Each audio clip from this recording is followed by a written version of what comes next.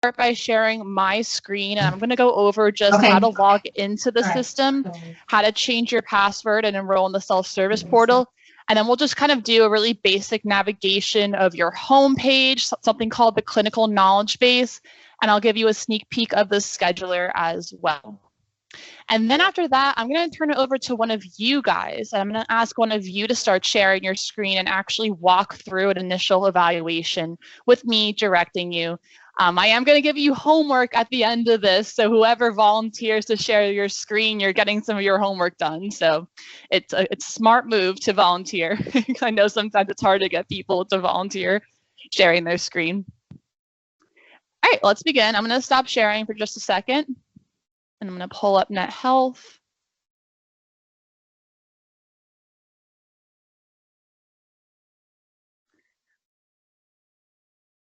Okay, everyone should have received an email from someone called Kevin Stadenka with your username, password, and a URL to get into NetHealth. So once you receive that, this is what the login page looks like. Now, the password that you received is temporary, so you do need to reset it. So I'm going to quickly walk through how to do that.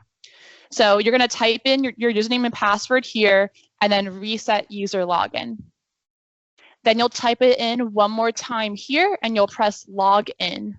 And this is going to take us to something called our self-service portal.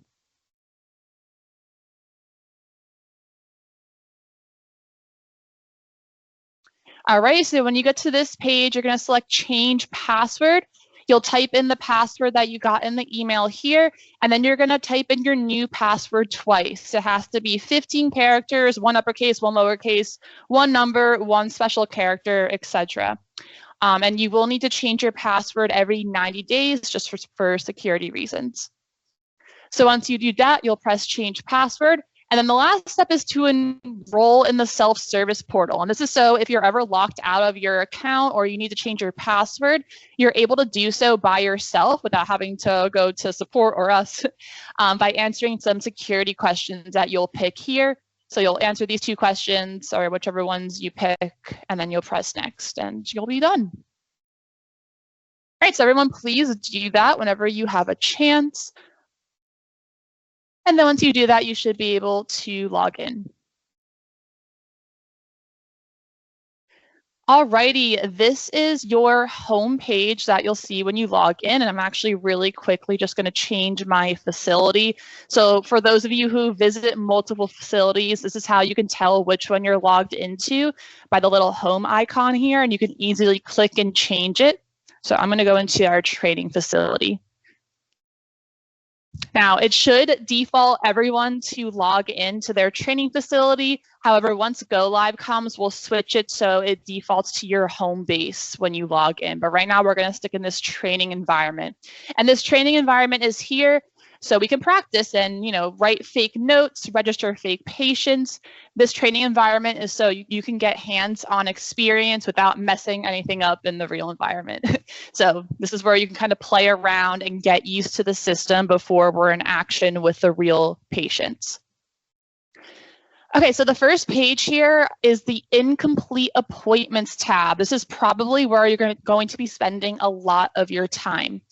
This is what it sounds like. It's a list of any appointment that is not complete, which basically means any appointment that you have not signed a note for yet. Once you sign a note, the appointment is removed from this page because it's now complete. So this is kind of like your to-do list for the day. So hopefully by the end of the day, this whole page will be blank because you finished all your notes. But, that doesn't always happen. Then that's okay. One thing I want to point out here to the left is the status of the appointment, and it's depicted by a color. So when it's green, it means the patient has arrived to the facility. You'll also know they arrived because you'll get a notification up here saying that the person has arrived. This gray means that they're still scheduled. So they're expected to come in, but they have not arrived to the facility yet. And let me see, I don't have any cancellations, but if the patient canceled, it'd be red. If they rescheduled, it'd be blue. And if they no-showed, it'd be yellow. And then notice when I hover over it, it tells me what it means. But, after a few days, you'll have that. Pretty easy, but that's what that means. And then we have some other details here, like the appointment time, the type, and then the patient name. If you ever want to find out more about the patient, you can click on the little icon here. And this opens up something called the patient header, where you can get a lot of information about this patient, including diagnosis if they had one. This one does not yet. Checkout status. This is something important. It's kind of a different but important concept in NetHealth. So the analogy I like to use is think of NetHealth as a big filing cabinet, and each patient's case is its own file. When you start a note for a patient, you're taking the file out of the filing cabinet and bringing it back to your desk where no one else can touch it while you're in it. This is called checking out the case. When you sign a note, once you are finished documenting and you sign your note, it automatically checks the case back in. It puts the file back in the filing cabinet. So all these green checkout statuses that say available means that I can open up a note. No one has the case checked out. However, this red one means someone else has it checked out. And we'll go over that a little bit more in detail throughout these trainings, but that's just what this means. And then you can check in a case before you sign the note, and we recommend doing that, and I'll show you how to do that once we actually get into a note. And one other thing on this page is this traffic light. You'll see this a lot throughout the system. This essentially depicts the health of the patient's account. So this is how we track things in NetHealth in terms of health insurance visit, health insurance authorization, plan of care period, progress report period, KX modifier, physician script, anything that might expire or anything that might cause the patient to run out of visits, it's through this traffic light. If everything is all good to go, it's green like we see for most of these. So here, everything is good. The health insurance is within limits. Once we're approaching an expiration date or approaching running out of visits, it turns yellow. Like here, what this says that the direct access referral expires in 7 days. And then once we're past an expiration date, or we're out of visits, it turns red. So this is just a good thing for you to keep track of as therapists, and then notify whoever needs to be notified that there's some kind of issue. I'm going to skip these two tabs. We don't use them too much, but I'm going to go right over to the KB dashboard. So the KB dashboard is something you'll hear us say a lot. It's called the knowledge base. It's basically like downloading an app. The very first time you log into NetHealth on a device, you need to download the knowledge base onto that device. So we used to have multiple regions. Now we only use general medical. I'm not going to explain why. It's not really relevant for you guys or important. But all you need to know is you only need to download the general medical region. So if everyone's logged in now and following along, or later in the day too, if you could just press load all to download this knowledge base, this is what you'll need to document in NetHealth. You'll know it's all good when there are these green check marks. And then sometimes we'll have updates where you'll need to re-download the KB, and you'll be notified, and it'll look like this. It'll turn yellow, just saying that it's outdated, and you'll press reload. And like I said, that happens every few months or so. It's usually like 3 to 4 times a year, and it's just when we're doing updates to improve the system. All right, that's pretty much it for the home page. I want to just draw your attention to this home bar up here. Just a few things to point out. If you click on your name in this corner, this is how you log out of the system. We do recommend doing that at the end of the night. One other thing, the very first time you log on to a device, you'll notice that this page pops up. I apologize, I should have addressed this earlier. This is just so if you're ever troubleshooting with IT, instead of having to read off this long machine ID, you could just give them a name for your computer. So basically, you just want to name your device something that you'll remember, like Gianna's work laptop, Gianna's home laptop, Gianna's gray laptop. So I'm going to make this Gianna's work laptop.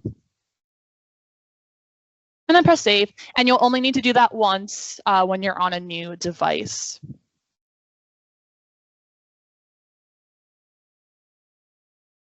Okay.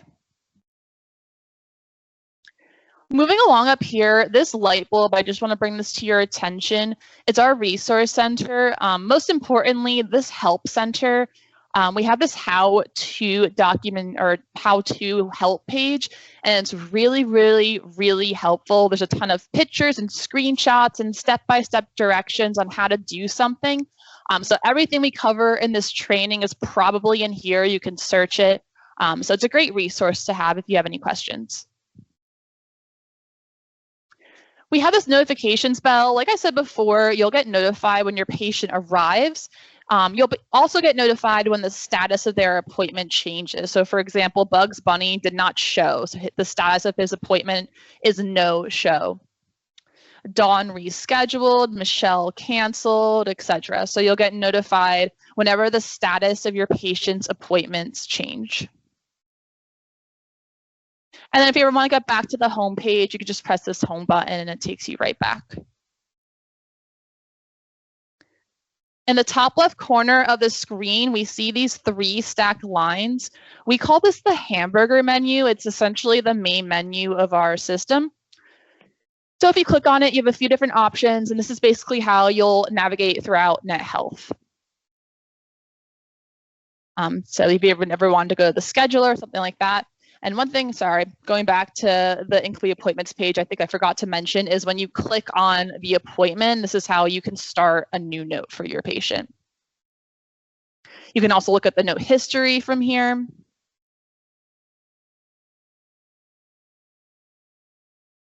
But yeah, so this is the best way to start the new note. And also you can launch different applications from here, like your home exercise program, photo, things like that. Right now, it's not ready yet, but it would be under this launch menu. Before I turn it over to one of you to start sharing your screen, I wanted to show you what the scheduler looks like. So I'm going up to the hamburger menu down to scheduler. So as you can see, there's a lot of different colors on here. The different colors mean different appointment types. This is all configured by your administrator. But if you ever want to know what the different colors mean, there's this color legend down here and it tells you. So you could see yellow is initial eval, light blue is a daily visit, etc. We also have different blocks on the schedule. So here's here's an out of office block. So that means that the person's not in and you can't schedule there. And then we have holds as well. So holds are when you're reserving time for a particular type of visit. So for example, John has a hold for initial eval from 1 to 3, and also John's other account has a hold from 1 to 2 for daily visits. So just to give you an idea of what the different colors look like. Pretty soon down the road, we will have the ability for patients to request appointments. So this is called schedule availability. These are all time slots where Carol is available to see patients. Now, if a patient cancels, like let's look over here. So this patient has a little red dot. That means that he canceled, and that gets moved over into this blank row. So he's basically opening up a time slot for another patient to be scheduled. In this case, Eric took the spot that John had before he canceled. And this is another place where you can see the appointment status, like this patient has arrived with the little green dot, whereas all these patients are still in the scheduled status. They haven't arrived yet.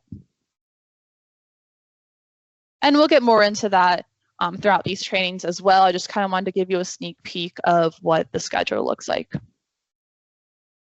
All right, I'm going to stop sharing, and I am going to ask for a volunteer to share their screen and walk through an initial eval. Like I said, this is going to be your homework, so you're getting a head start by doing it now.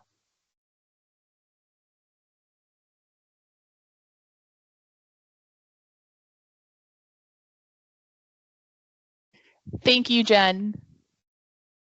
I appreciate it. So Jen, what you'll want to do is in the top right corner of the Teams meeting, you'll see a button that says share, and you're going to want to share your screen, not the window, the entire screen.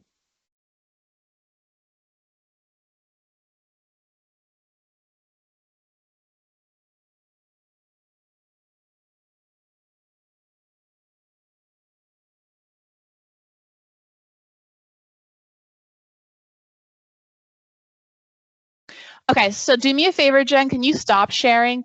Right now you're sharing your window. If you could just share the whole screen, because what will happen is any kind of drop-down menus or pop-ups, we're not going to be able to see it for some reason. That's just how Teams works. Oh, I see it.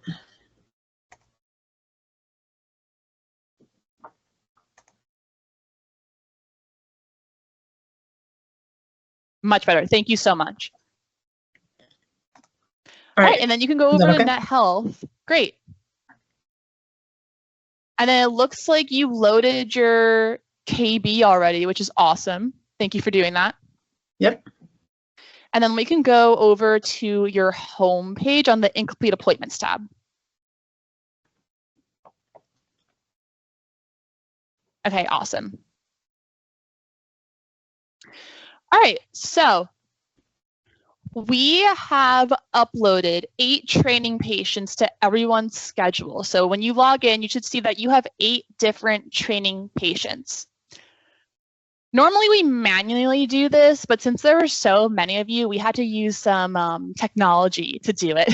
And it worked out well. There is just one little catch that I want to show you. And again, this is not going to be a normal workflow. This is only for your training patients. So Jen, can you click on Peter's 1 training for me, the initial eval, and press a new note?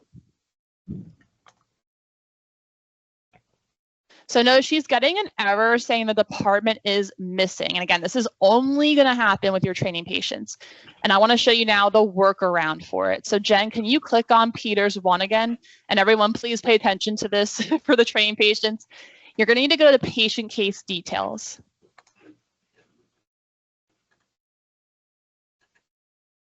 It's going to bring up this screen. All you need to do is press save in the bottom right corner. And then we're going to exit out of this tab in Google Chrome. And now let's try opening up a note again. Okay. Can you try logging out and logging back in, Jen? Yep. Here, I'm looking at that patient 2, Gianna, to see what I can figure out. What was it? Peters is the last name? Yeah, Peter's 1. 1, okay.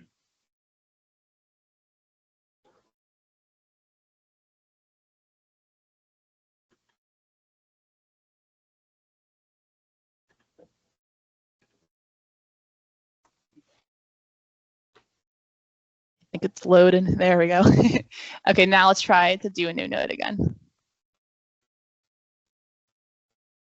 Okay, so lesson learned. If you go to patient case details, press save, and you still get the department error, log out, log back in. That seems to work. Alrighty, sorry about that.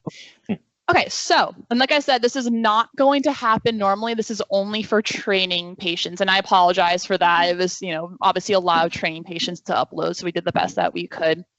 But moving along, when you start a new note, this is what it's going to look like. This is called the note property screen. It's kind of like the precursor to actually getting into a note.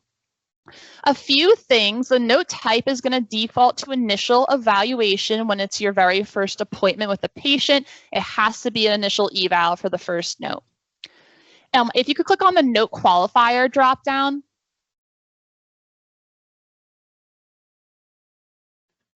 We're not going to pick one yet, but this is where you will select the complexity for your evaluation, which will become important later, but we're going to leave it blank for now. And now perhaps the most important thing with initial eval, we're going to select a note template. Guys, if you take anything away from this training and away from me, never ever start an initial eval without a template. Templates save you so much time. Think about, if you were doing initial eval on paper, would you rather just a blank sheet of paper with nothing on it, or would you rather have an outline of everything you need to measure and just be able to fill in the blank? So that's kind of like what a template is.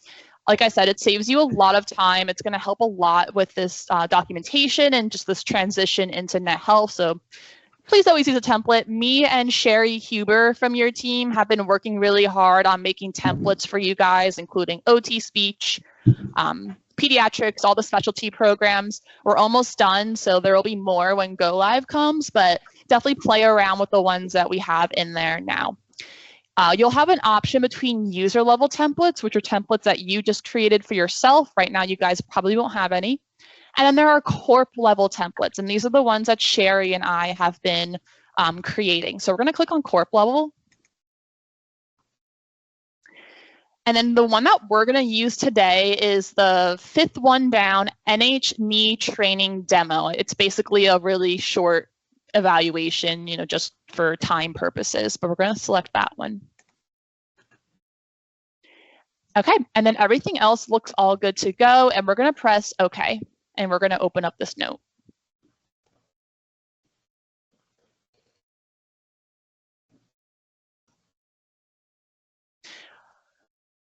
Alrighty, so right away, notice we're right below where it says training. It has Peters 1 training, Net Health. It kind of looks like we're in a tab. This is what opening up a note looks like, and you can have multiple notes open, which is really, really nice. So right now we only have one, but if we had multiple, there would be more tabs across the top with other patients' names, and you can easily click back and forth. This is particularly helpful if you're seeing more than one patient in an hour. You can switch between the notes really easily. Below that, we have some warnings saying that the diagnoses are in a pending status. So this just means that the diagnoses have not been verified yet. Basically, if the front desk puts in a diagnosis from the script or whatever, you'll have to go in there and verify them before you sign the note, and I'll teach you guys how to do that right from this page. All right, below that's the note properties. So this is, that's essentially what we just opened before. When you're ready to add in your qualifier, you'll click Edit Note Properties in the top right of that little box, and then it'll take you back to where we just were, which we'll do later. All right, and then here's our note. It's essentially a SOAP note format. So there's those little buttons that are kind of helpful. You can open up the little tree or the little carrot for each section, but it's easier if you actually click on the button slightly above that. Right now we have all open, but let's click on general information, and it's kind of just isolates it to one section, which makes it a little bit more easier to read and use. Go ahead and open up general information. Okay, first, before we even get into how to document, I just want to talk about how the general information section functions. It's different from the other ones. General information carries forward to every single note. Every single note you open, everything that you put in here will be there. So this is really helpful to have a summary of the patient, medication list, precautions, anything that you'll kind of want to highlight who this patient is and why they are here. That's in general information. Notice how each item has a blue temp box next to it. This means that the item was carried forward from a template. And before we sign this note, we need to address all these blue temp boxes. And we could do that in a few different ways. First, if you click in the text box, let's start with history of injury and just start typing, say patient is ...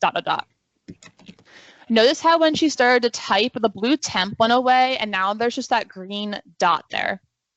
So that means that we addressed that template item, we typed in it, so basically you have to add something to it. If it's a table, like the treatment guidelines below, you need to confirm it. So under the attest column where it says confirm, you're just going to hit confirm. And now that blue temp box is gone. If you wanted to change what the precautions are, so again, this is carried forward from the template. It says weight bearing as tolerated, right lower extremity. You can click under details where it says weight bearing as tolerated. And here you could change the precautions, delete that, add more. Let's say in the number 2 box, we want to say they have a pacemaker. You could type that in, or there's a drop-down menu where you could click and then there's some options there. Nice. So whatever's easier, but you always have the option to free type. And then we'll press save. Another thing to note, whenever you see a table, which there's a ton of tables in our system, whatever is there was just what was in the template. However, there's always going to be an option underneath the word precautions at That's just telling you that there's more items that you can add to the table if you need to. So if you click on that, you can see that there's also a rehab program, restrictions, contraindications. So if any of these things are relevant to your patient, you can add them. But you don't have to. Oops.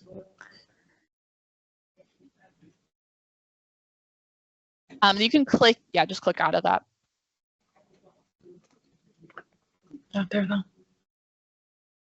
You can click in the text box. There you go. Okay, so here are some more blue temp boxes. Remember, we need to get rid of those blue boxes before we sign the note. So try and just make sure that there are none lingering in the section when you are going through the note. So another thing that you always have the option to do, I mean, you probably wouldn't do this, but I'm just saying that you could, is use the little trash can all the way to the right. If there's an item in the template that you don't want, you don't need to leave it there. You can delete it. So let's just go ahead and delete it so we can see what that looks like.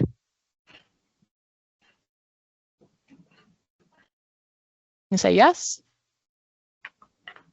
and it's deleted. And then the last item in this section with the blue temp box is just the previous medical history. So we could just say they have hypertension. And notice when she starts typing, it gets rid of that blue temp box.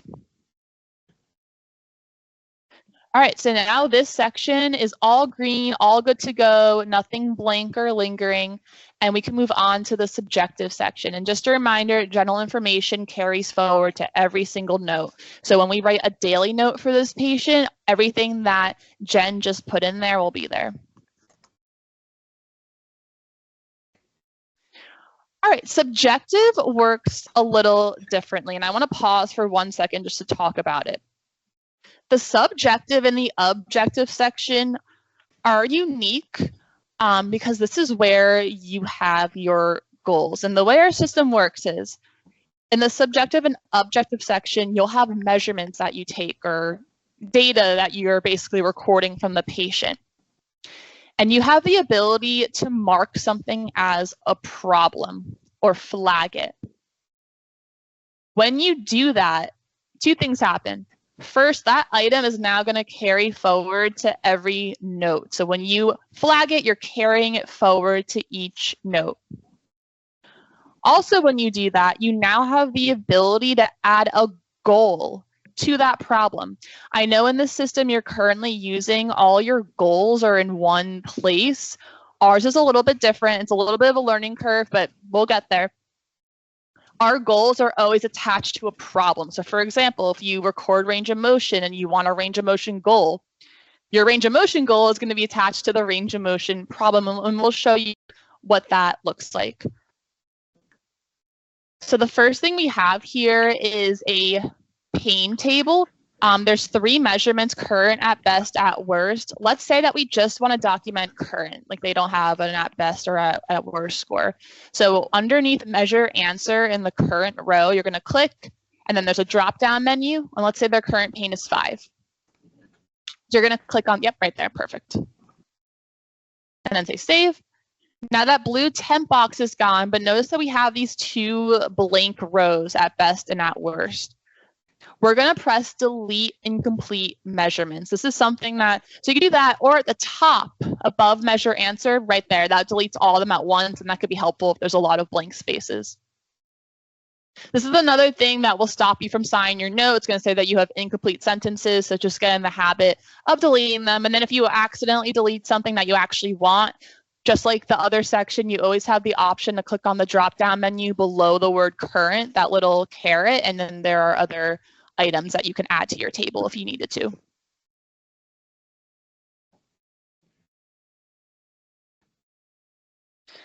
Let's say that we want to carry the pain table forward. This is something that we're going to be measuring a lot, we think.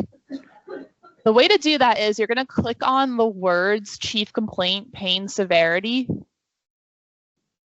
And then at the bottom left corner of that box, so go ahead and click on that. And then the bottom left corner of the box that pops up, there's that carry forward button.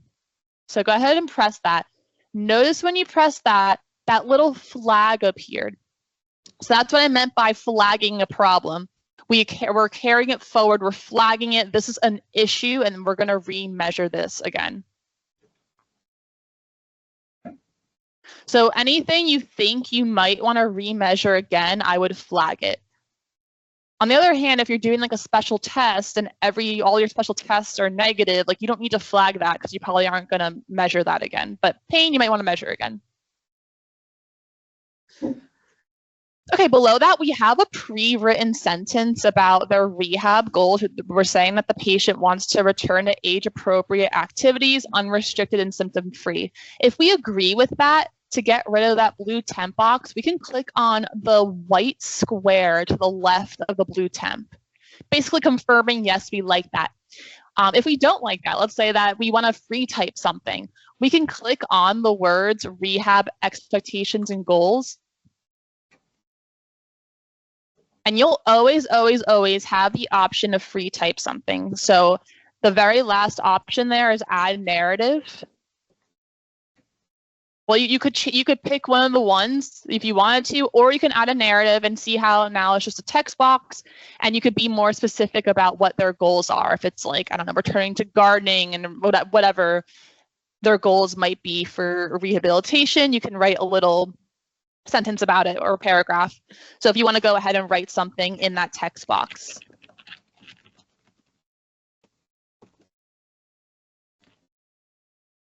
Great. All right, moving along, the next blue temp box we have is a little description about what the LEFS is, and you'll notice right below that is a place for you to put their LEFS score. So for the first item, it's just a description, that will appear on the initial eval. We can go ahead and just confirm that statement. It's just a nice thing to have on your initial eval if the doctor actually reads it. But it's there. And then right below is a table for the scoring. Notice, let's pause for a second. So this is a template item. We haven't put anything in it. But notice how there's already a flag there. So this means that when we were making the template, we marked this item as a problem. Notice, though, the flag is green. What that means is that this item is a problem, and there's at least one goal attached to it. So remember I said before, the way our system works, as you're doing your subjective and objective sections, you add items and then you mark them as a problem. And then you can add a goal to it. So in this item, there are goals attached to it. So if you scroll down just a little bit, you can see that there is one short-term goal for the LEFS and one long-term goal. So this template has two goals attached to this problem. So let's scroll up to the first table. So the very first table, the first LEFS table. Yep. So this is essentially our problem. This is where you put the current measurement or the current score. So under measure answer, you would put what they scored on the LEFS today. So let's say it was a low score. You have to do that, or? Nope, it's just 30. 30. Yep. And then let's scroll down to the first short-term goal. So what do you want the short-term goal to be for this score? Let's say it could be on a 50. Okay, so then notice, really quick, go back to the short-term goal. When you added in your measurement, your goal essentially in there, the blue temp box went away. So now next to the questionnaire is like a green dot. And then the default for all short-term goals is 2 weeks. But let's say we want to change this. Let's say our plan of care is going to be 2 months, and we want our short-term goal to be 4 weeks and our long-term goal to be 2 months. Yep, you got it. Press edit goal. And then the achieve by date, instead of 2 weeks, you could do 4 weeks. Awesome. And that's all you need to do on this page. There's no progress yet because we just set the goal today. So then press OK. Great. And then let's go ahead to our long-term goal, and you could say whatever you want your goal to be. So underneath measure answer. Yep. How about 74?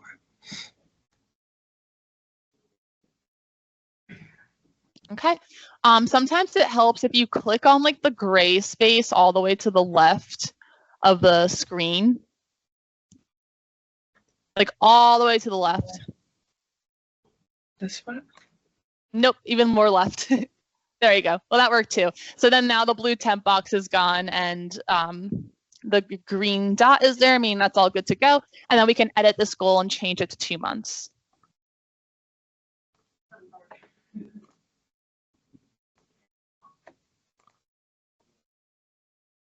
All right.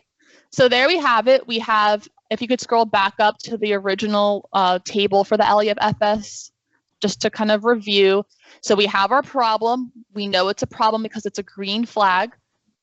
And we know that there are goals attached to it because it's green.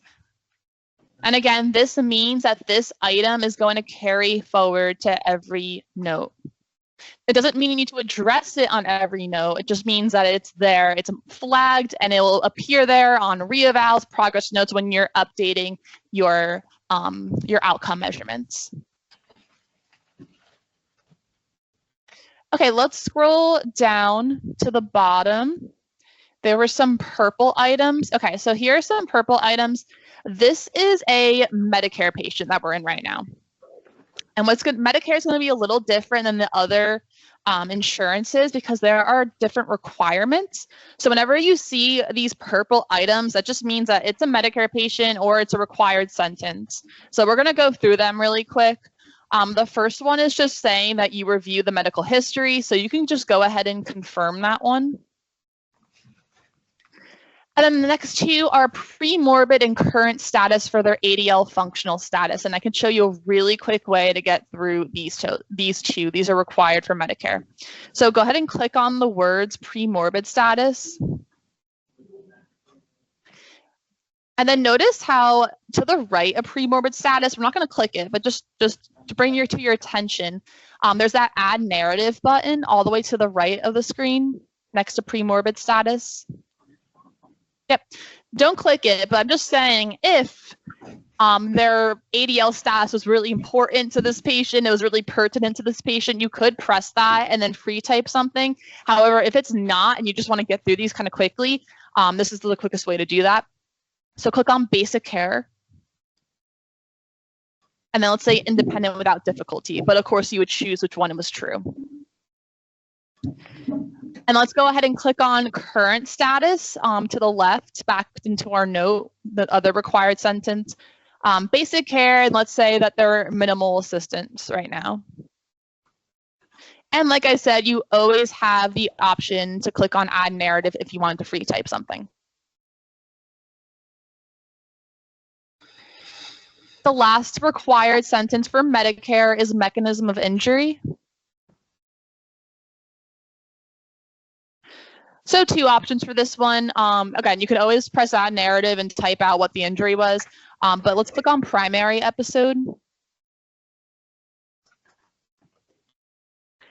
If it was a fall or a surgery, you could press date of injury. If it wasn't, the next best or the next quickest way, the one I would use the most is gradual onset. So go ahead and click on that, and then insidious, so we can click on that one. The very first option. Yep, you got it.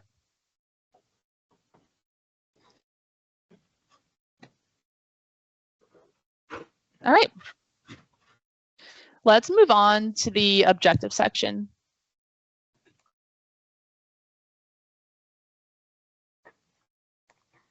So the objective section, it functions the same exact way as the subjective section, meaning that items that have a flag next to it are going to carry forward to each note, and things with a colored flag means that there are goals attached to it. So again, in our subjective and objective sections, we have problems and we have goals attached to those problems. All right, the first one we have is just general gait pattern. So we have weight bearing status. Let's click under left and say that they're within normal limits. So you could just click on the WNL right there. And then right, let's click and let's say that they're weight bearing as tolerated. You can type it or you can click on the drop down menu. Great. Now, if you wanted to carry that item forward, let's say that you want them to be status, and that's a goal that you have. We can click on Add Goal. To the right, you were just on it before, the top right of the table.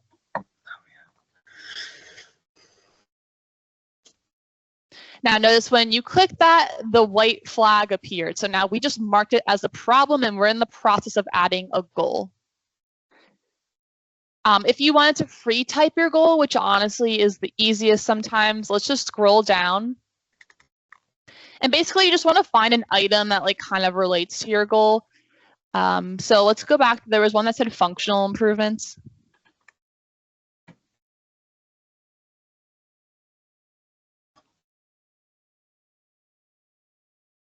Scroll up a little bit.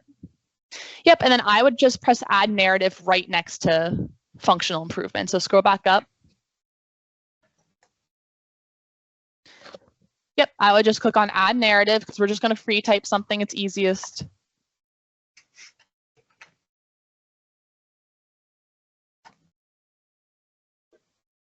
Okay, then you're prompted to pick short term or long term, and let's say short term, and we can do 4 weeks.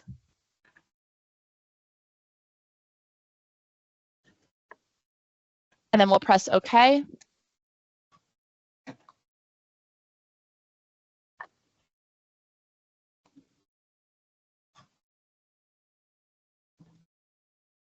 Okay, so now if you scroll up to the table or a little bit higher just to show the flag.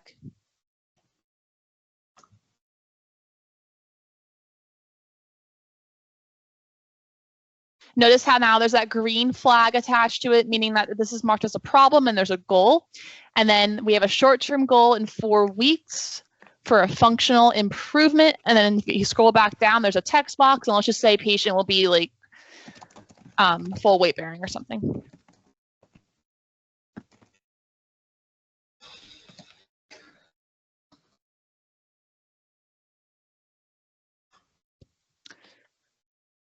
Okay. And then if you want to add another goal, you can add a long-term goal, but we're just not going to for right now. But you could see adding a goal can take a little bit of time, which is why having the template is so helpful. Again, this is just a training template, but in the real templates, we added a lot of goals. And again, this is just going to reduce the number of steps, the number of clicks for you guys. Let's scroll down to the next template item. We have observation swelling. It says general joint effusion. Let's just say that we agree with that statement and we can confirm it. If we didn't, like if we wanted to write more about the swelling, just a reminder, you can always click on those words and press add narrative, and it will replace that pre-written sentence with a text box for you to free type.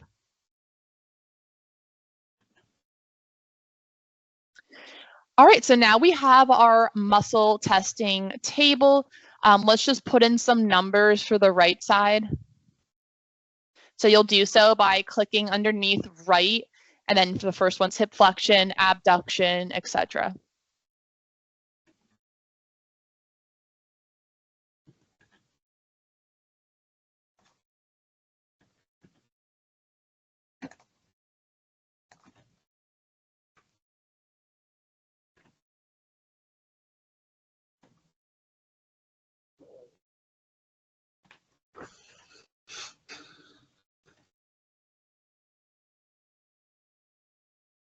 Now, if you ever wanted to add more measurements here, like I said, this is just what we put in the template. Just a reminder, underneath the last measurement, all the way to the left, there's that down caret, and then you can add more items if you needed to. Nice. Yep, we're not going to today. The templates have more than this. Again, this is just my testing, or my training template, I should say, that I made. All right, scroll up just a slight bit above muscle testing to see that flag. All right, so notice that the flag is green. Again, that means that this item's marked as a problem. It's carrying forward to every note. And because it's a green flag, it means that there are goals attached to it. So in this template, there were 2 goals attached to it. So let's scroll down to see what the goals are.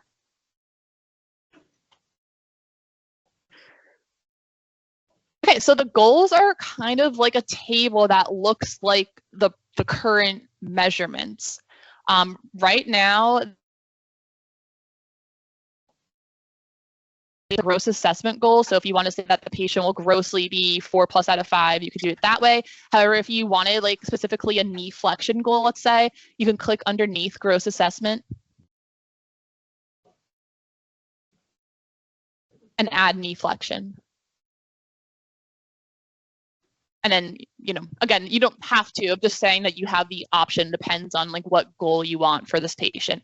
But for this patient, let's just say that we want them to be grossly 4+ out of 5 for the right side. So you would click underneath the right side in the gross assessment, and then 4+ out of 5, and then we can delete the knee flexion when we're not gonna add anything to that.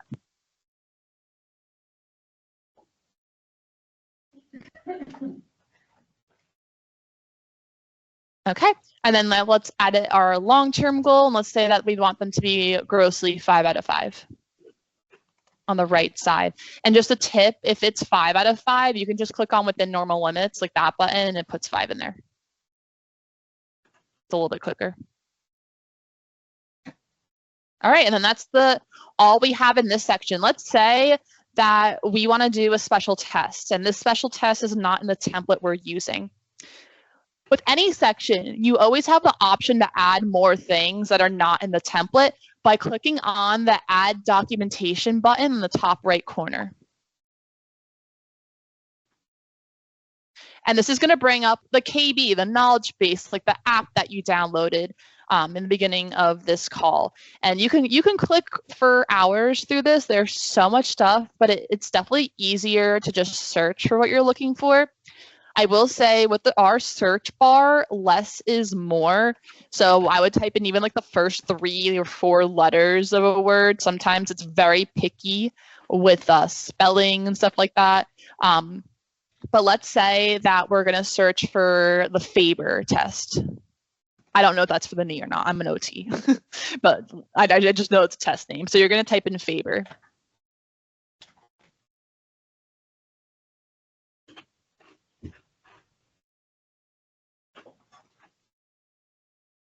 All right, and then there it is. So we're going to double click on the first Faber test option, or on that too. That's fine if you just double click on that.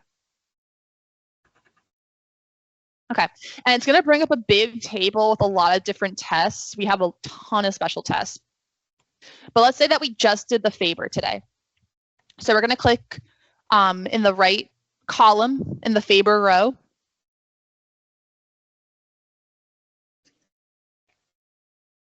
And then let's go to the drop-down menu. You can free type, but drop-down is sometimes easier. And let's say it was whatever, parallel top to leg.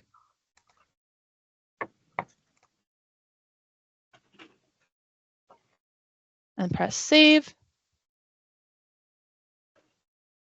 And the left side will say it was within normal limits.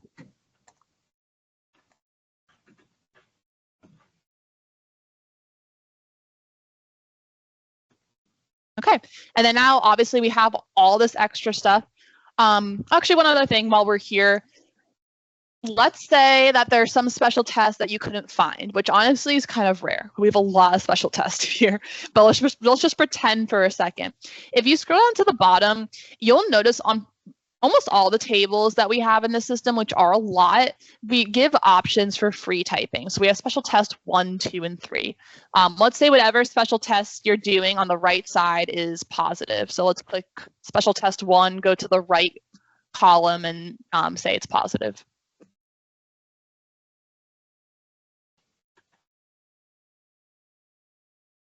Okay, and then now that we added a measurement, we can actually click on the word special test 1. And then in the qualifier, not there, in the qualifier, you can free type something. So let's just say made up test, I don't know, testing. Or if you have a test name in mind, go for it.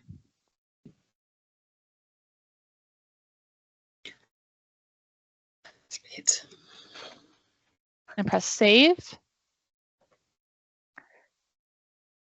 And notice how now it's in parentheses to the left next to special test 1. So just an FYI, like you can also type a bunch of stuff in there. Like for example, for muscle testing, let's go back to the muscle testing table.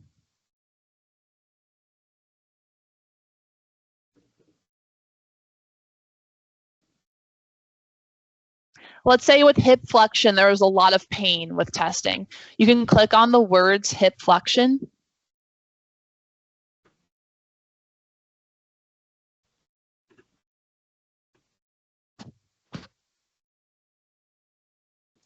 Can you do that again? I don't know if it's just me, but it's lagging, but I want people to see what you did. You did it correctly, but press cancel.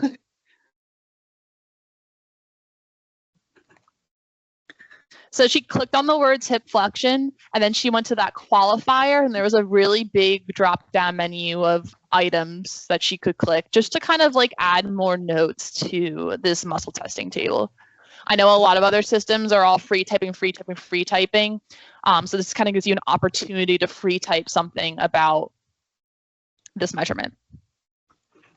All right, and let's go back to the special tests table.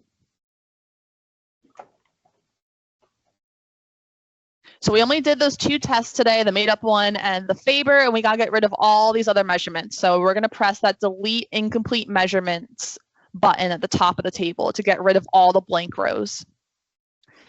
And let's say we want to carry this forward. We're going to test it again, probably during the reeval. We're not going to add a goal to it, but we're going to carry it forward, or we're going to flag it. You could do so by clicking on the word special test, and then clicking on that carry forward button in the bottom left corner of the screen. If you press, so I think the Teams is actually blocking it. If you press hide next to stop sharing. Yes.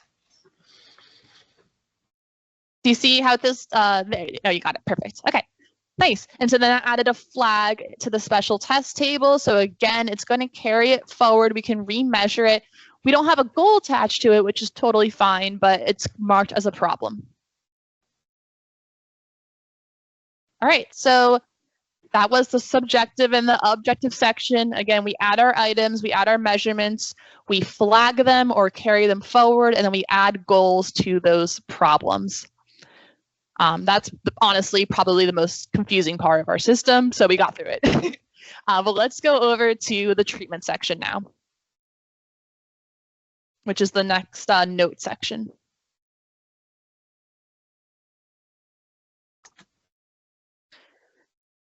Alrighty, I am not going to spend too much time on this today. We're going to go over this a lot during the next call, which is all about daily notes. But for time purposes, we're going to kind of breeze through this. But the first thing I want to note, the first thing that you do when you come to this section is you need to confirm, or basically you need to attest to everything that was carried forward from the template. And all you need to do is press the confirm all button at the bottom left corner of the screen next to the signature button. Confirm all, it's in between signature and note audit at the bottom left corner of the screen.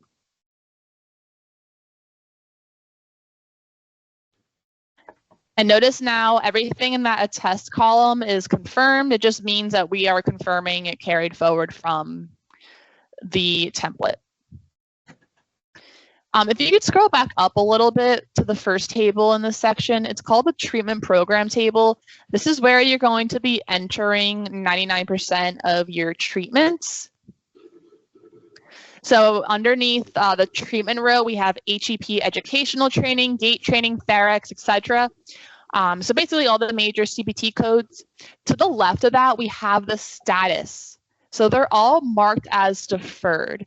Deferred means you're not charging for them. But if you click on the deferred button to the left of HEP educational training, you have the ability to change the status. So not performed and deferred means that you're not charging for this item during that visit, whereas perform means that you performed it today and you are charging for it. A lot of people ask what the difference between not performed and deferred is. Honestly, there's not really that big of a difference. I will say not performed does still show up on the note, whereas deferred doesn't. The system that I personally used is deferred meant that I had not done these exercises during this patient's plan of care, whereas not performed meant that I had performed it in the past, just not today. But let's go ahead and change that HEP one to perform. Let's say that we did some education with them during this initial eval, which is, likely. All right, then we're going to click in the details section of that HEP educational training. So like where it says time elapsed, 10 minutes, charge as, we're going to click in there.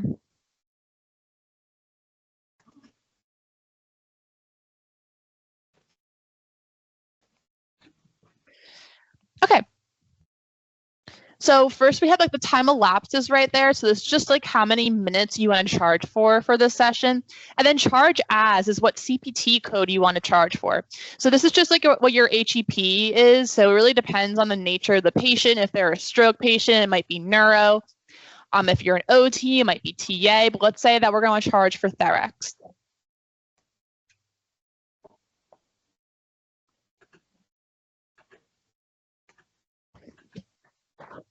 Okay, and then if you scroll to the top, you'll see that there are 10 slots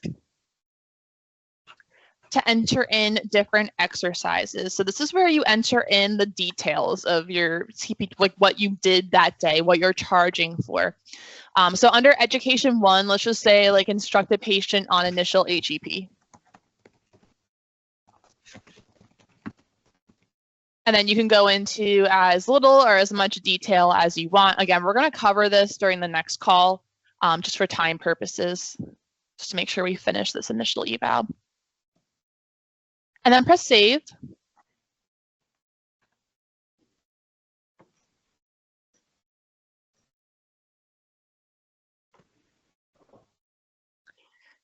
And then if you did some manual today, for example, you would do the same steps for manual therapy. You would click on it, you would type in what you did, like STM to this body part for blah, blah, blah, patient tolerated well. And then you would type in your minutes and say that you performed it. But we'll do that next time. If you scroll to the top of the treatment section, there was an area for you to put the therapy session time for the whole visit. The easiest way to do this is the total therapy session time. Yep, right there. If you want to just enter in 60 or however long your IEs are, I think they're 40, right?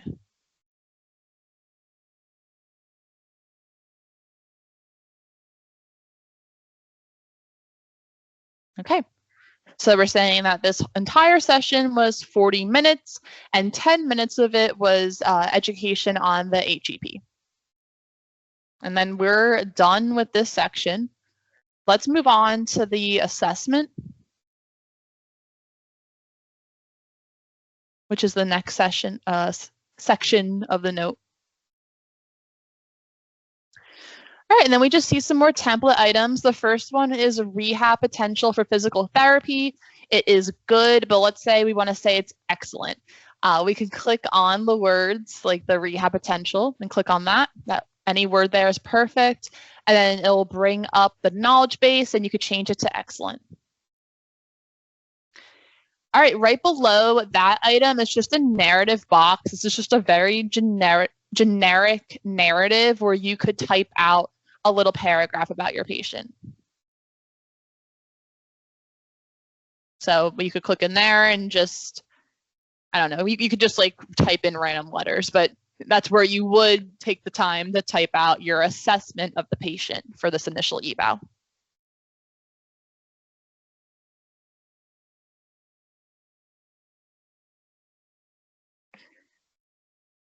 Below that, we have something about their tolerance. So if you want to specify how they tolerated the session, we have minimal complaints from the template.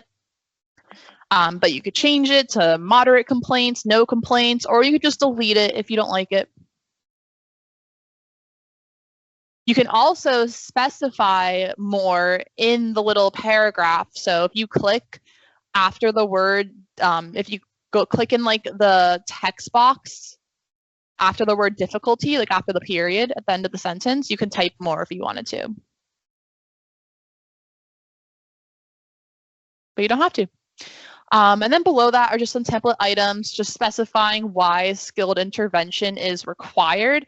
We have decreased pain, increased range of motion, and increased strength. If you agree with all those, you can just check them off.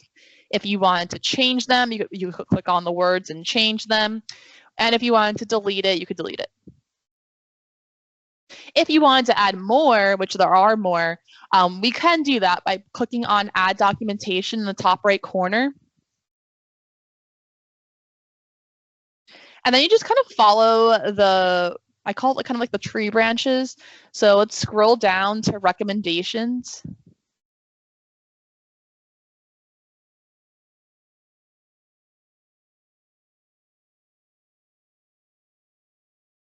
And then skilled interventions, the next item. And I'm just following the pattern on over to the left. And then skilled intervention, which is a little bit lower.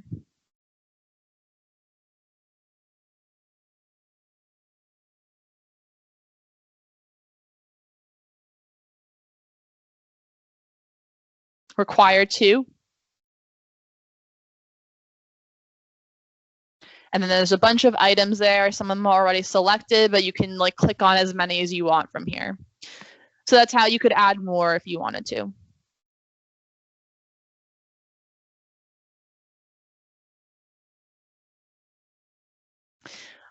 Just a side note. So if we look back in the assessment of the note, notice how like recommendations, skilled intervention required to, there's different items in there, but they're kind of like added separately. Just an FYI, when you sign the note and the note assembles into a PDF, it looks a lot different than it looks now. We could show you after we sign this note, but anything that's in the same like subcategory gets grouped together and it looks a lot nicer, just so you know. So like all these recommendations for skill intervention will be clumped together in a much more organized way. All right, so we have those two purple sentences. Again, this is required statements, usually for Medicare. So the first one's client understanding. So if we click on that, and then we could select patient.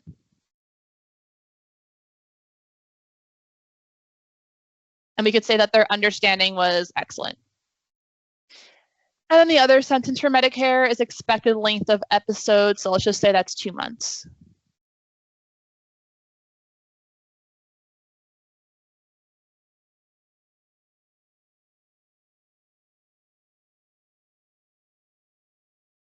Okay, that's the assessment section, pretty straightforward. Let's go on to the plan, which is the last section we're going over.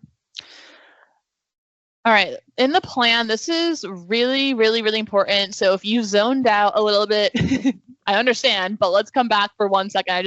This is a really important thing I want to show you guys.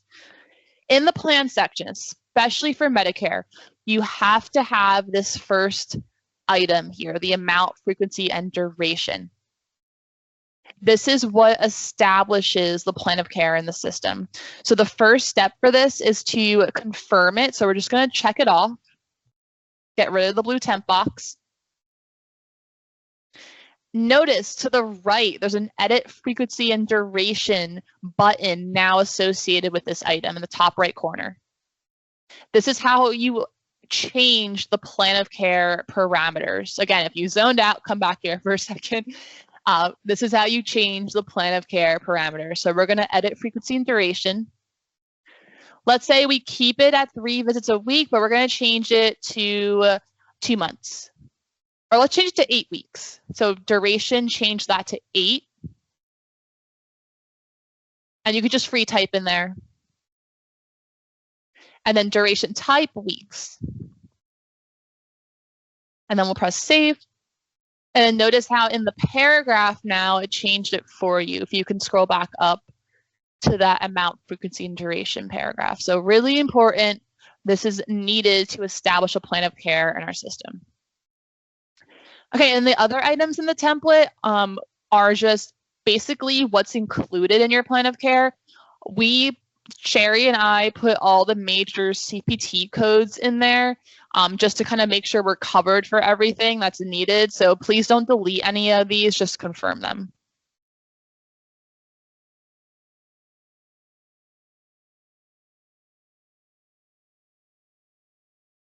Okay, and that is it. We are almost ready to sign our note. There are still two things we need to do, which first we need to add a complexity, and then number two, we need to verify our diagnoses. So let's add our complexity first. So we're going to go back to the note properties section, which you're at right now, and we're going to press edit note properties. Top right corner, there you go. So this is the screen that we had when we open up the note. And as a reminder, the note qualifier is where we add our complexity. So let's just say it was a low.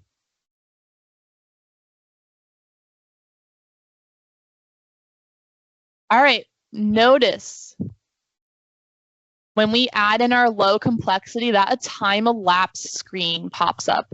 This is basically how much time did we evaluate the patient for. This is different than how long the session was.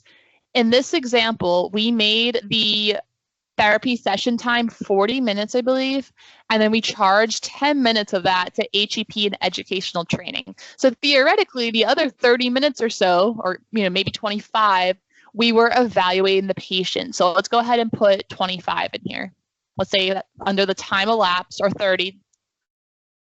Sorry, you're lagging a little bit behind, I think. So I don't mean to tell you to do something different after you already did it.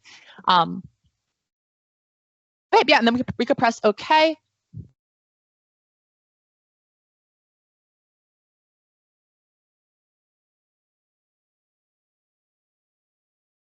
Okay. Now this is kind of new. This was something that Sherry and Wendy wanted. So once we add in the complexity for our evaluation, we need to go back to the assessment.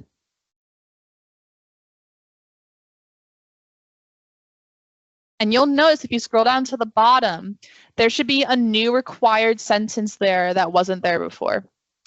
This is basically just to further justify why we're choosing low complexity. So this is going to be a required sentence for all initial evaluations, and it's added after you choose the complexity. So let's click on that, and it's easy, thankfully.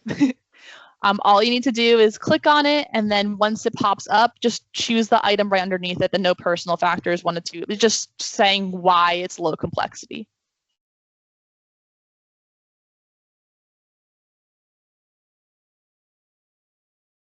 Okay, and that's all you need to do for that.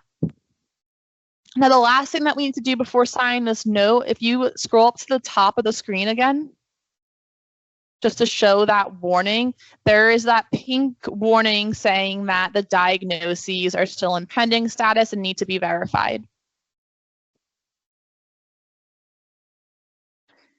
And that's real easy to do. At the bottom of the screen, there are we call them the sticky footer buttons. It's like the signature, no audit, previous note, charges at the bottom. They always stay there no matter where you are, which is nice. If you notice towards the middle, yep, there's that edit diagnoses button. So we're going to go ahead and click on that.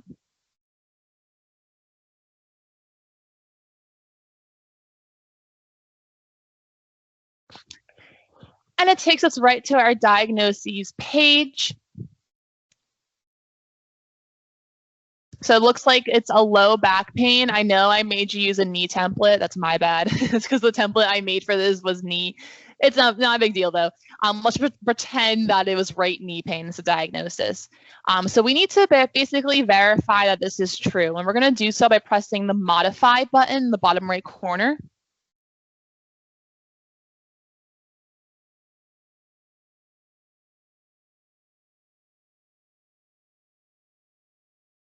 And then all you need to do is press verified under status. So right now it says pending. We're just going to verify it.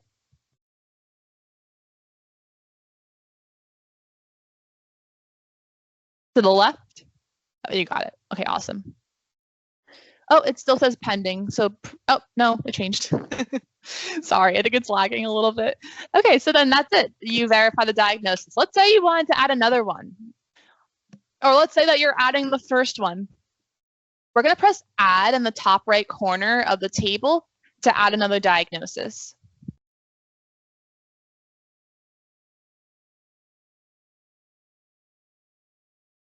If you know the diagnosis code offhand, you could type it in there. However, if you want to search text, you can't do it there, but you could press the search button over to the right.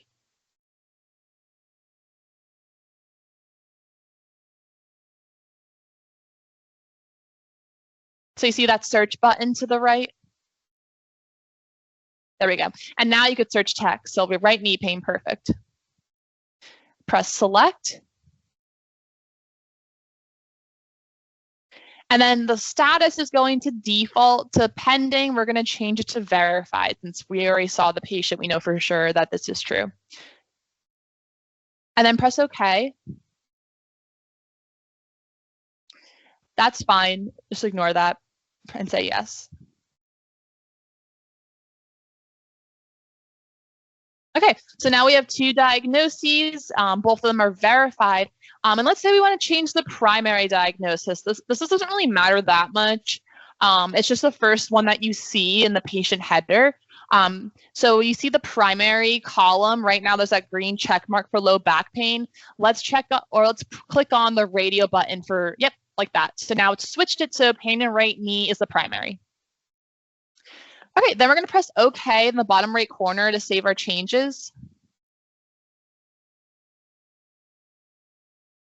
And it takes us right back to our note. Now, if you want to see or make sure everything's good to go with this note before you sign it, you can click on the Note Audit button next to the signature page. Or the signature button.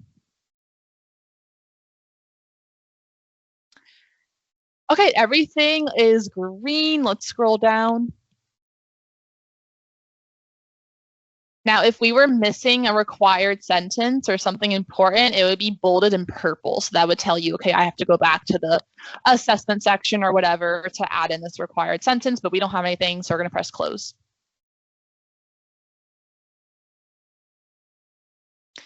And I think we're ready to sign our note. So let's press the signature button to the left.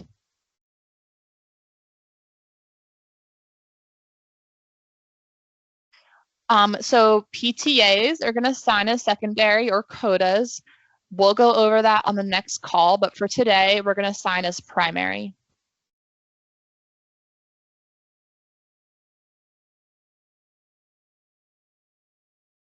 The Note Audit screen pops up again. You could just continue through this.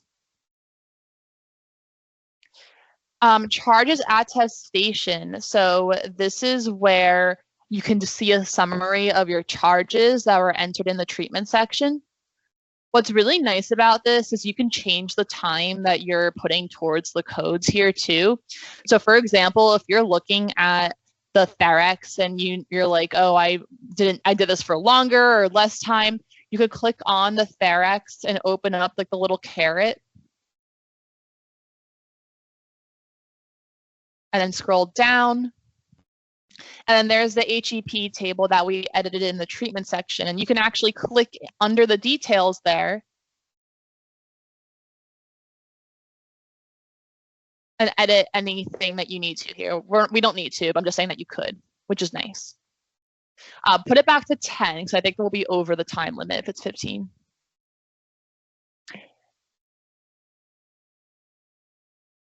Okay, press save.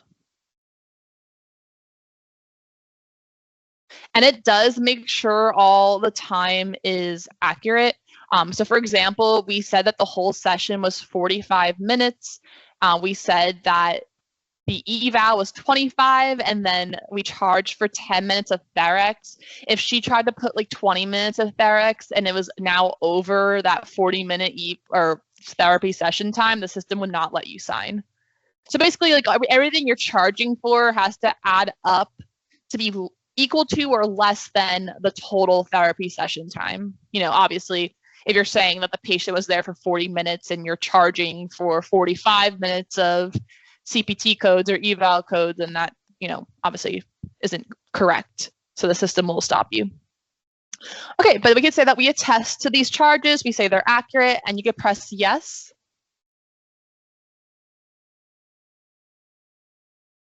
And then finally, we can sign our note.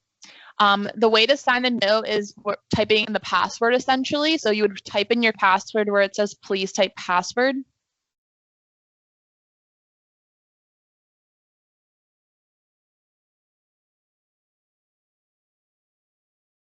One thing I want to point out before you sign, do you see that print column with like the initial eval and plan of care? And there's those two radio buttons. So basically next to print, there's going to be another column that looks just like print that says send. And this is how our faxing works. Now we're going to turn on auto send for initial evals, plans of cares, re-evals, progress notes, etc. And you'll notice when you get to this page, there's going to be that send column, and there will be check marks there for the initial eval and plan of care. And this is basically just saying that these documents are being sent out to the physician. So I just wanted to kind of point that out. You'll be seeing that in Go Live. You don't see it here because we're in the training environment right now. All right, but we could press close note. In the bottom right corner. For Medicare patients, this is going to be the plan of care tracking. Notice how the start date, end date, the frequency and duration was all pulled from the plan section. So there's nothing really that you need to do here.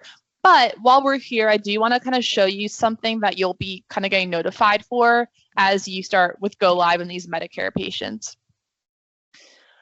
Can you open up the status section?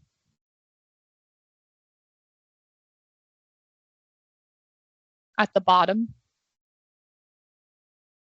And scroll down a little bit.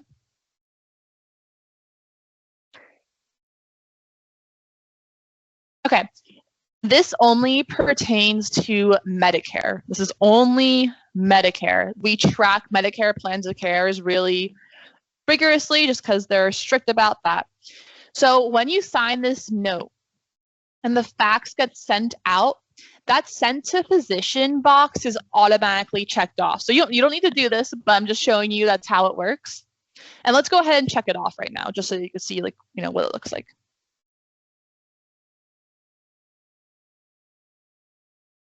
Once the front desk receives the signed plan of care back from the doctor, they go through some steps and basically link the plan of care to this patient, and then that certified by physician box gets checked off automatically. So again, you don't need to do anything, but I'm just showing you that's the next step. So let's go ahead and check that off. But luckily, it's all automated. And let's say certified by physician. Now, once that's done, the next time you go to open up a note for this patient, this exact screen is going to pop up and it's going to say the plan of care has not been attested. And as the therapist, you need to basically attest the plan of care. It could be a PTA, it does not have to be the evaluating therapist, it just has to be a therapist who's treating the patient. So you could check off that attested by clinician box. And then press OK, and that's it. So like I said, you don't need to go digging to find this. It will pop up and tell you to do it. I just wanted to show you what that looks like while we have that screen up. And then notice now that Peters 1 training is no longer on this list. That's because we signed the note and the appointment is now complete. Okay, let's go to the scheduler. So you're going to go up to that hamburger menu in the top left corner. Yep, Brian, I'm going to do that right now. Ignore that error, it's okay.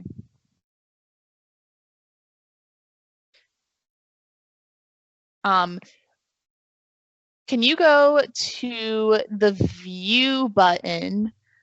It has like a little black dot next to it. And then where it says extra columns, can you change it to show? Anyone who gets that error when they're on the scheduler, this is the workaround for it. So it's extra columns. Right now, hide is checked off, but change it to show. Okay. It looks like your display settings are a little off. So after this call, if you could go to your like the home page of your computer and go to the display settings, you'll want to make sure you're at 125% or less. And I could show you that at the end of this once we finish this. But for now, to change the actually, let's do that now. Can you minimize your Google Chrome? So it's not there, actually. Change that back to 100. That probably made it worse.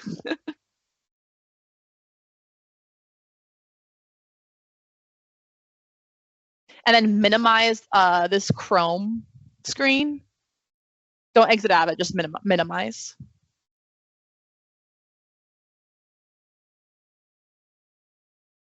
And then right click, oh, you have a beautiful family. And then just right click anywhere on that page and go to display settings.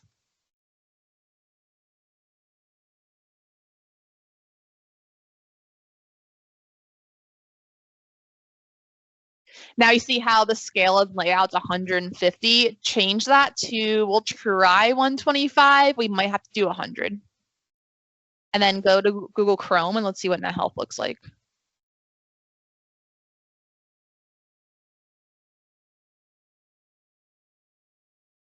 Yay, that worked. Okay, so now over to the left, we have that calendar. So that's how you know your display settings are working as expected. We're going to change it from calendar to therapists at the top right of that like sidebar, we call it. And can you search your name? Under, yep, right there, under clinical groups. Yep, and then check yourself off, and then there is your schedule for the day. So notice Peters 1 has a check mark in that little circle. That means that you signed a note for this patient, and that means that that appointment is complete. Let's click on the appointment. And we're going to select note history. So just left click on it. Note history at the bottom. Okay, before we look at what the finished note looks like, let's say we used one of the templates and we made a lot of changes. We deleted things, we added measurements, we added goals. We really took the time to customize it to make it more fitting to our therapist style or to a certain diagnosis. I highly recommend saving that as a template. So you can actually take that initial eval and copy it as a template, and then you can use that template for another evaluation in the future for a similar patient. So right now we see that initial eval is grayed out. It's kind of like highlighted, and then we could press that copy as template button in the bottom left corner.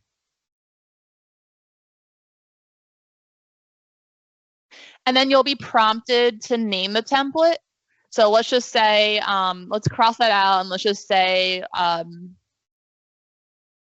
knee patient and then your initials.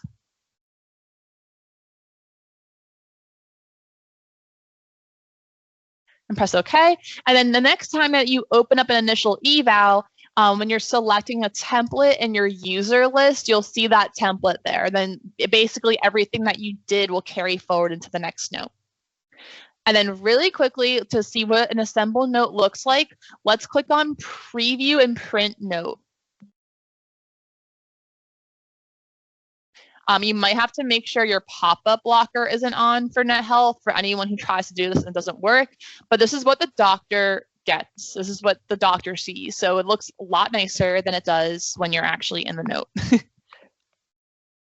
If you just want to like slowly scroll down through this, like if you look at ADL functional status, pre-morbid and current are like bullet pointed underneath, it looks better. The table's a little more legible. Special test, you can see that for special test 1, made up test shows up on the note. You can see your treatments. Notice for the recommendations and the assessment part, you could see what I mean now about the required to is like everything was condensed together and it just looks better. And then problems and goals, this is where we have our goals. So it basically shows what the problem is. So we have like the LEFS was a problem and we have 2 goals attached to it. Gait pattern was a problem and then we have the goal attached to it, and so on and so forth. All right, Jen, thank you so much. I want to send you a fruit basket for sharing your screen. I appreciate it. You saved me about 5 minutes of getting someone to do it. But you can stop sharing and I'm going to share my screen really quickly for the last minute.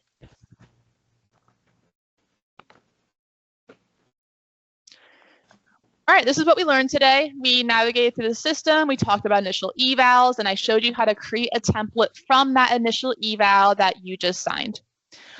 You should have all gotten login information for NetHealth University. We really encourage that you guys log into that and complete your courses. It's our online course-based learning module. Here are the 2 trainings that relate, or the 2 trainings that relate to today's call. Please complete them at your own time. And I have some homework. Please complete initial eval with a template on one of your test patients. Just a reminder, guys, before you can open up a note for the patient, you have to go to patient case details. And I'm just going to show really quick what that looks like while I'm here. I added the NHU stuff into the chat, Gianna, just in case. Thank you. So Wade, I don't know if you're here, but I'm using you as an example. So if I try to start a note for this patient, I'm going to get, oh, maybe he already did that. Going to get this department missing error. All you need to do is go to patient case details and press save. And then you'll be able to open up a note. So anyway, please create initial eval on these test patients and then save that template or save that note as a template. And the next session is Thursday, July 25th at 1 Central for Clinical Doc 2. We'll go over daily notes, reevals, progress notes, and some other stuff. Thank you so much for your attention, guys. I know it's a really long meeting, but I appreciate everyone joining and listening. Hey, Gianna, we had a question asking, do PTAs need to do an eval practice patient? That's a great question. I think, I know that you don't normally do initial evals, so it's not necessarily relevant, but I still think the hands-on practice in the system is really beneficial. So I'm going to say yes. Take it with a grain of salt though, but it's definitely good for hands-on practice.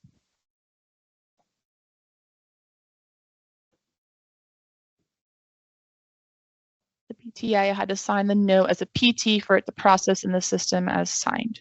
Yes, so when you do sign the initial eval, sign as primary. And I know that you won't normally do that. On the next call, we're going to go over how to sign as a PTA. So you'll sign as secondary, and I'll show you how to do that. But for these test patients, even if you don't sign the note, it's not really a big deal. It's just good to kind of click around the system. And can you make a template before creating or signing a note? You can.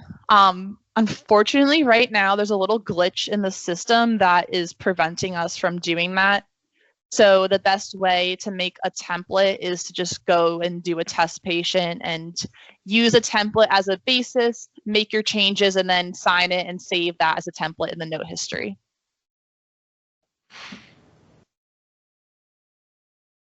I'm not sure if this, yeah. I'm not sure what Dakota does not have any trainings to her yet. Can you give us Dakota's name? Are you saying that she doesn't have any training patients? And then Michael, I'm not sure what you mean by the KB sign-in info. Do you mean the info to sign into NetHealth? It should be in your email.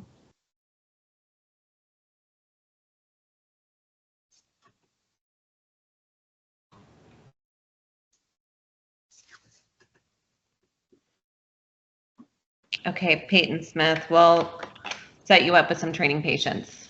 She does have some. I'm going to share my screen. So here's Peyton. So I see that she has the training patients here. Oh, okay.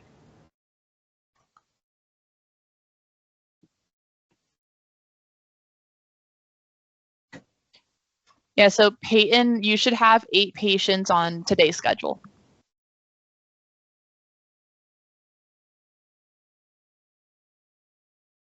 Any other questions?